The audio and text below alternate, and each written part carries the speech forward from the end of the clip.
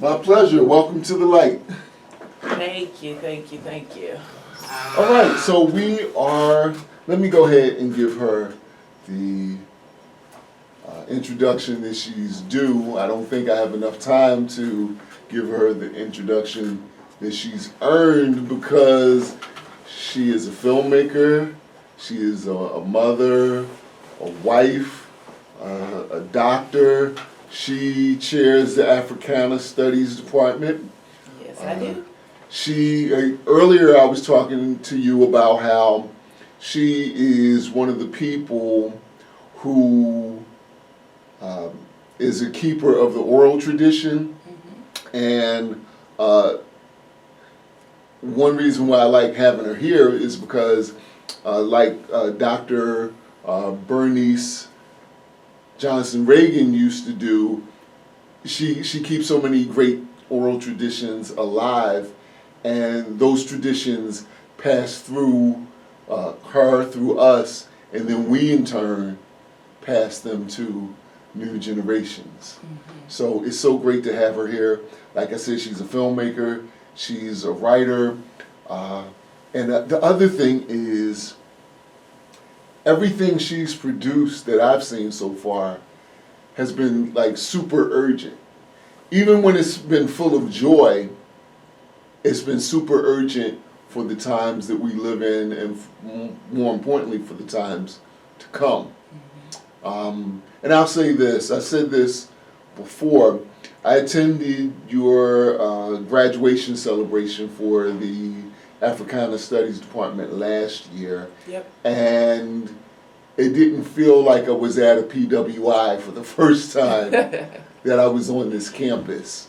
It felt like I was at a HBCU, and I mean that I mean that with the utmost regard and respect. So, ladies and gentlemen, please help me welcome Dr. Donnetrice Allison. That's the one thing I still struggle with, is how to pronounce your first name. Many do. Okay. How are you this morning? Okay. I'm not a morning person, but I'm here. Well, I appreciate you. I am making it here. Okay. That's why I said, what time is your show? Okay.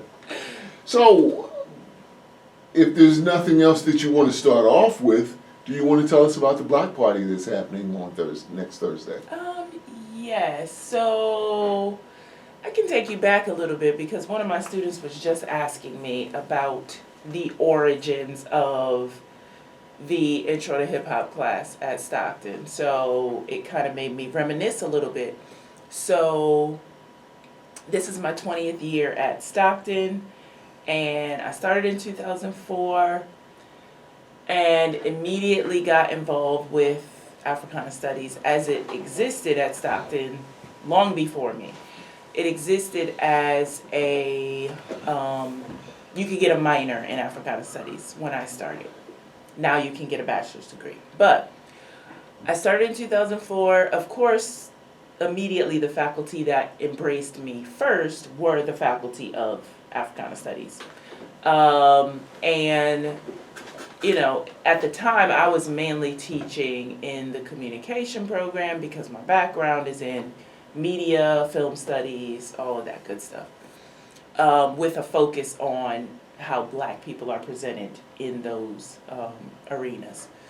So, learned about Africana Studies, got involved, and then I proposed, as someone who is proudly of the hip-hop generation, I proposed, well, we should have a class on hip-hop, like talk about the history and all of that. So I proposed the class and taught it for the first time in the fall of 2006. And I wanted, as a part of the class, there should be an event project so that the students get involved in, take ownership of creating an event at the end of the semester. So that's essentially where the tradition came in. And the student, we've had everything from a summit where we have panelists and speakers, to an event where there's a keynote speaker, to we've had talent shows and all of those things. So for the last few years since the 50th anniversary of hip hop, the students have wanted to do the block party format because, of course, they learn in my class about the history of mobile DJs and the block parties and parties in the park and, you know, using the street lights to get electricity. They learn about all of that stuff. And so they wanted to start doing that and doing block parties. So this year's our third block party format specifically, because as I said, we've done some different things over the years. So yeah, that's, you know, we have a DJ, of course. We have some B-boys coming in out of New York. Some open mic opportunity if the energy presents. We've had people do that last year and the year before. So so again, it's meant to be as it is on the flyer, a celebration of hip hop. That's what it's meant to be. Now, is this an event where you're primarily just welcoming students, or can the general public attend Community. as well? This is definitely a community event. The last 2 years we were here in Galloway, and so while everyone was welcome, it mainly ended up just being Stockton students and faculty and staff. But we wanted to move that to O'Donnell Park in Atlantic City to open it up more to the community. And so hopefully people will come out and celebrate with us. Okay. We'll have games.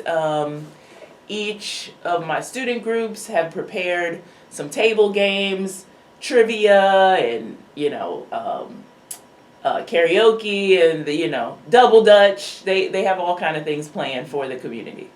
Okay, if you're just tuning in, you're listening to The Light, powered by AtlanticCityFocus.com, who underwrites this particular show. And we're here with Professor Allison discussing the upcoming block party that's going to take place on April 24th at O'Donnell Park from 12:30 to 4:30. There'll be dance battles, music, food, games, of course, a great DJ. Before we go on, I want to go back to something you said a little while ago. You said even, and correct me if I'm wrong. Well, I know you'll correct me if I'm wrong. Going back to you graduated from HU? Yeah. Mm-hmm. To your Howard University days and post Howard University days. You looked at television and the way people of color are portrayed with a critical eye. Absolutely, yes. Yeah. Could you talk a little bit more about that, please? Yeah, you know, that's one of the things that they taught us at Howard School of Communication, is that there's such a long history of depicting black people in ways that fit the stereotype and the narrative that society wants in order to justify, let's say, the lesser treatment of black people. So from the earliest days of film, that was the agenda. That was the propaganda, that black people are either silly and lazy and childlike or dangerous, right? Especially black men. They're kind of on those two spectrums. Since birth of the nation. Exactly. And black women are either on the end of the dutiful nurturer or the nag and like you got an attitude and all that kind of stuff. So we've been, you know, from Howard on through many years, I've done articles and books and things like that about these portrayals, and have really analyzed to the point where, you know, some of my family don't like to go to the movies with me because they know it's not just entertainment. I'm going to be like, wait a minute, why did she have to say that? Why did they make her do that in that way? So that's it's been a long time that I've been analyzing film in that way. Well, let me make it a little personal. Every once in a while, I make it a point to write about the film A Birth of a Nation, and I have friends who actually they want to forget that film exists because of the hurtful stereotypes types in it. Where do you, and I myself say that we don't necessarily need any more what I call slave porn. That's I didn't see Amistad, not interested in seeing it. Yeah. So how does Professor Allison manage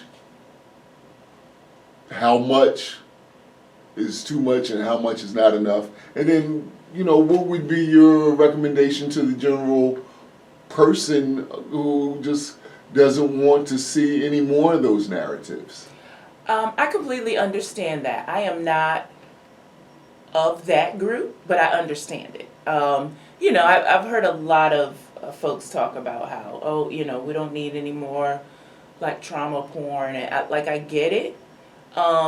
It can be difficult and exhausting, but I am of the camp that says we can never forget. We can't forget any of that stuff. Right. And sometimes to remind us, it's necessary for media to do that. Okay. And so, I've seen them all from 12 Years a Slave to Birth of a Nation to Birth of a Nation 2016. Right. And I think those narratives are important. It's important for us to remember because, again, once you start setting stuff to the side, then the next couple of generations are oblivious to where they came from, what our legacy and all of that. And what a lot of these films show is not just the trauma, but it's also the resilience, right? It's also the resistance. It's also that. And I think that is also important.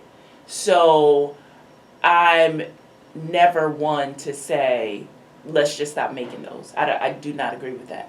Okay. I don't, because I think, like I said, it's important for us to know. Yes, it can be a lot. Like I know several years ago, I don't know, it might have been during the pandemic,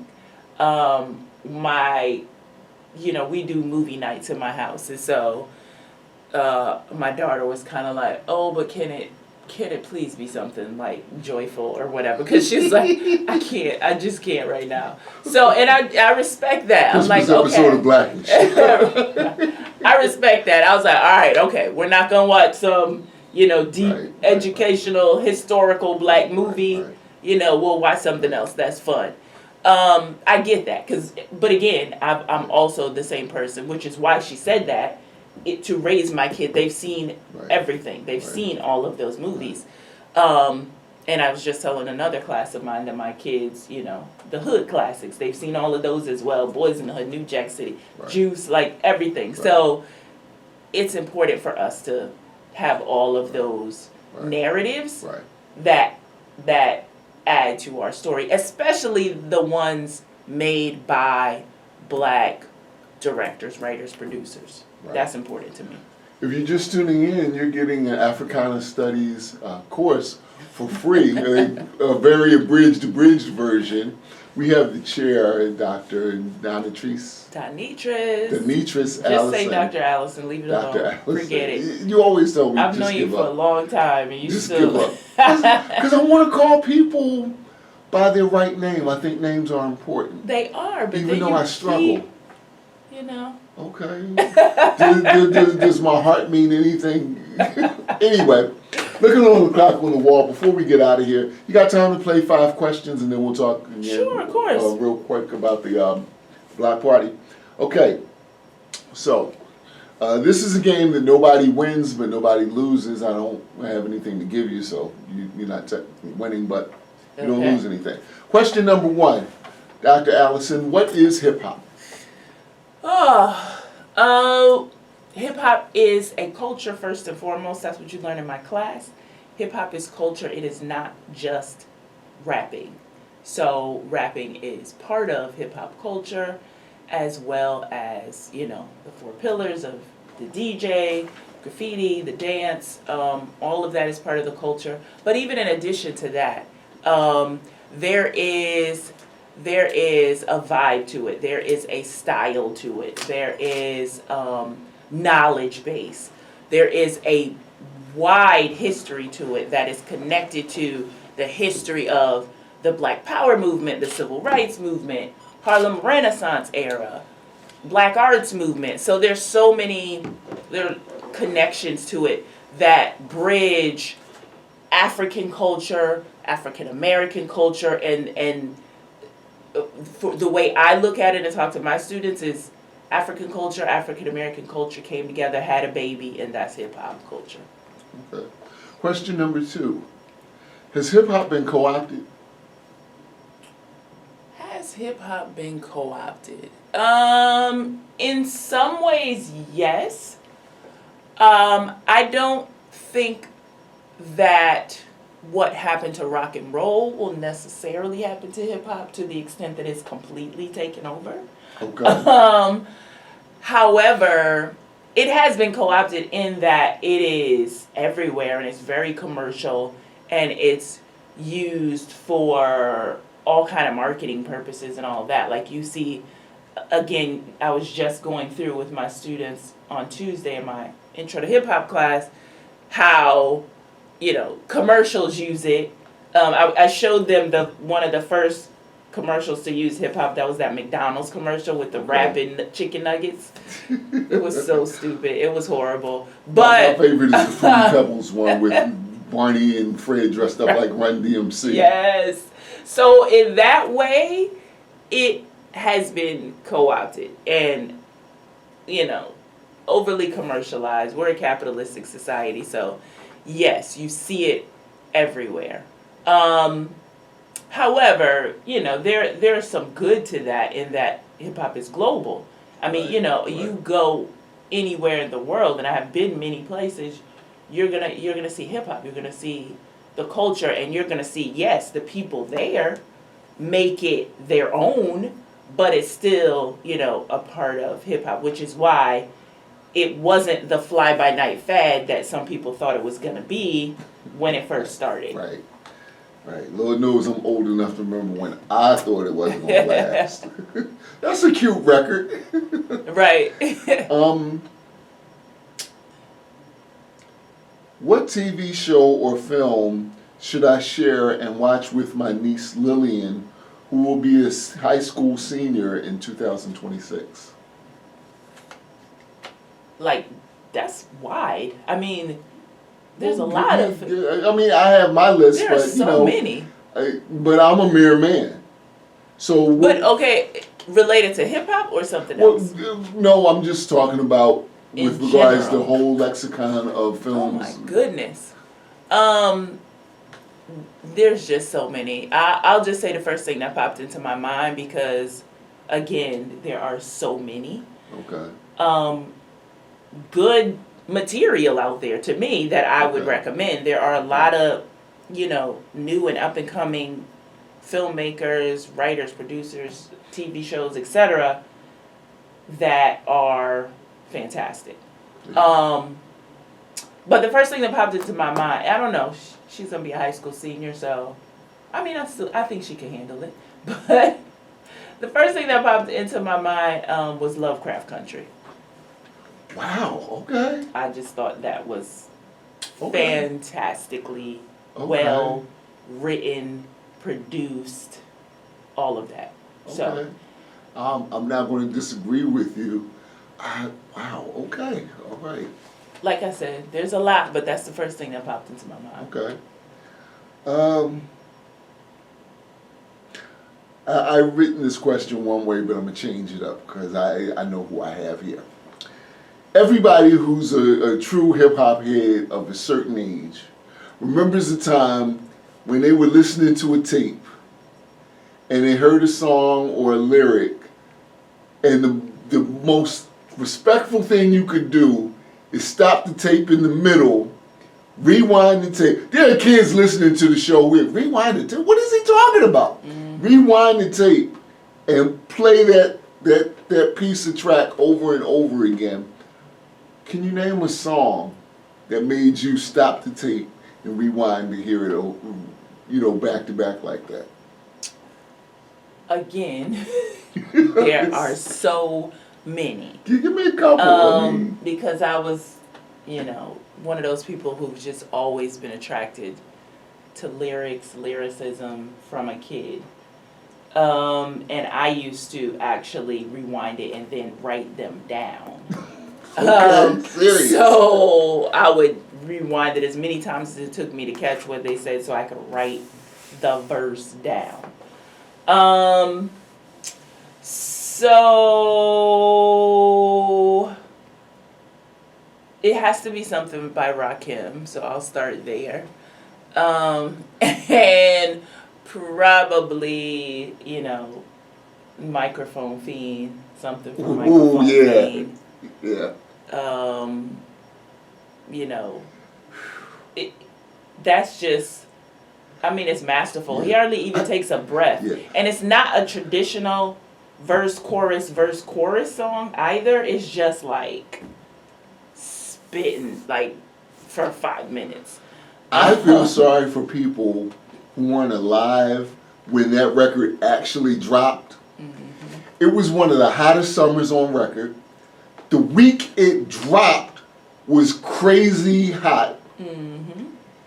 And when I put on Microphone Fiend, I said, this fool is not playing Christmas bells. Right, yeah. So, if you weren't there, you just don't, you just don't get how bizarre that record. And then when he gets to the one chorus that you're talking about, you think he's going to take a breath, and he just keeps, he just rams right through it. Yes. It's a classic. It is a classic. And so, I probably sat there and wrote the whole song down. Knowing me, I wrote the whole song down. Yes. When I got that song from, I believe that's on the Follow the Leader album. Correct me if I'm wrong. Well, I'll look it up. Yeah, I think so. I believe it's on the Follow the Leader album. So the tradition in my house was get a stack of new records, and my brother and I would basically play Is It Hot or Not, and we go through the album. So again, like you said, before Microphone Fiend was even done, when we heard it the first time, I picked the needle up. I looked at him, I said, I'm going to pick this up. He said, well, started it all over again. Yes. And it was so well produced, we might not have gotten even to the lyrics before we did that, because again, the Christmas bells were crazy. Yes. All right, so I'm sorry. Here's your last question. When is the next time you're going to Africa? January, actually. Okay. January 2026. Taking more students. Can't wait. Okay. I just love to give students that experience. And so right now I have about 11 students registered to go, and I'm excited to take them. It's just that for me it's been going on 11 years now since my very first trip. And so that feeling of going there and just kind of touching that soil for the first time, I want more students to have that experience. So each time it's just like, when they get there and just like take a deep breath, it's a beautiful sight. So I'm scheduled to take more students in January 2026. Okay. Those were the 5 questions. Are you doing another celebration for the Africana Studies? Yes, May 9th. We are celebrating our majors and minors in Africana Studies. Okay. And this time we're in Atlantic City. We are in the Fannie Lou Hamer room in Atlantic City. Okay. We're running short on time. Can you tell us one more time about the block party? Yeah, so the block party is 1 week from today. I'm excited. April 24th, and it is free and open to the public. There'll be a food truck out there for you to get something to eat. You can play some games, get some prizes, some Stockton merch for your prizes, and there'll be some double dutch out there. So if you grew up doing that, come ready. Have your sneakers on. Have your have your routine. If you got a partner, have that situated. We got some good music with DJ Mac, who is a Stockton alum, great DJ. And we have Dance Styles Entertainment out of New York, and they're going to be, doing some break dancing and maybe even showing people how to do what they do. You gonna show off your pop locking skills? Yeah, I don't know about that. Okay. I am, I was a DJ, so I don't know if I'll get on the ones and twos for a minute, maybe. But yeah, it's gonna be a fun event. We're praying for sun, and some warmth, because it's still been a little chilly. But I think it's supposed to warm up next week, so we are excited for that from 12:30 to 4:30. I hope to see a lot of the, local students out there, because I think they're still on break, but which is good because they won't be in school. They should just come on out. So, bring your kids. They will have fun. Thank you so much, Professor Allison. Will you please come back and visit us again and give us a longer discussion, because you drop so many jewels on us every time you stop by. Yeah, absolutely. If I didn't have class today, I would stay a little longer. Okay. Yeah. Hey, I got the turntable set up. What's up? Thank you so much. All right. Have a good one. Thank you. If you're just tuning in, you were listening to The Light, powered by AtlanticCityFocus.com. They underwrite the show. Your time right now is 9:35. If you have to be to work at 10 o'clock, better hustle. Not you. You're the professor. You get to class when you get to class. All right. We're going to stop for some public service announcements, and then we'll be back. I'll be back on the ones and twos as I get ready to get into my weekend. You're listening to The Light right here on 91.7 WLFR Pomona. Thank you.